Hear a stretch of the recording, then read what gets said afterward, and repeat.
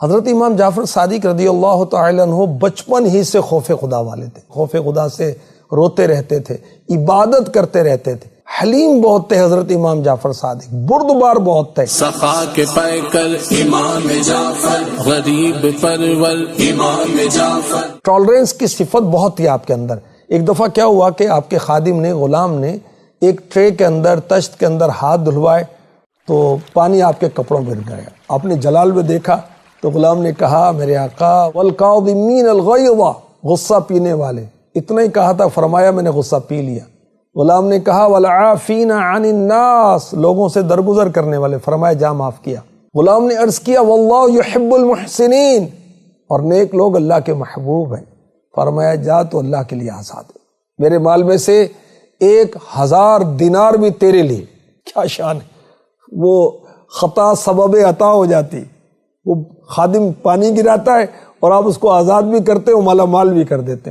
غریب پرور امام جعفر، حیا کے پیکر امام جعفر، ہمارے رہبر امام جعفر۔ حضرت امام جعفر صادق رحمۃ اللہ تعالی علیہ شیخین سے کیسی محبت کرتے تھے، حضرت ابو بکر و عمر رضی اللہ عنہما سے کیسی آپ کی محبت تھی، فرمایا کرتے میں اس سے بری اور بیزار ہوں جو ابو بکر و عمر کا ذکر برائی کے ساتھ کرے۔ آپ کو 3 عبادت میں مصروف لوگ دیکھتے تھے، یا تو آپ نماز پڑھتے رہتے تھے، یا تلاوت کرتے رہتے تھے، یا روزے سے تھے، سخی بہت تھے، اس قدر لوگوں کو کھلاتے کہ سبحان اللہ۔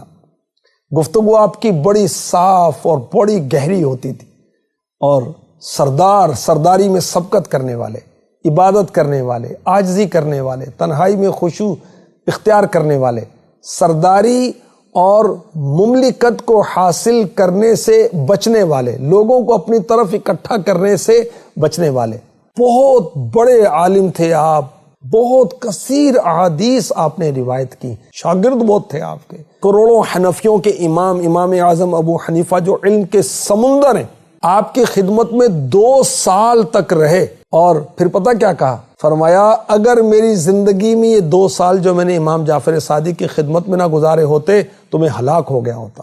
دور دل بر امام جعفر، غمو علم کر امام جعفر، حضرت امام جعفر صادق۔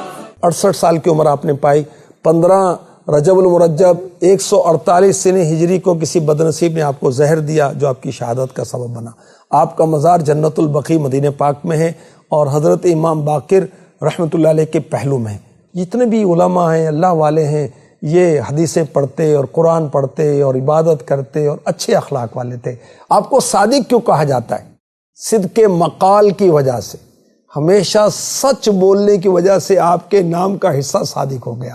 اللہ ہمیں بھی سچا کر دے، ہمارا دین سچا، ہمارا رب سچا، قرآن سچا، نبی سچے، اللہ کرے ہم بھی ہو جائیں سچے، آمین۔ حضرت امام جعفر صادق۔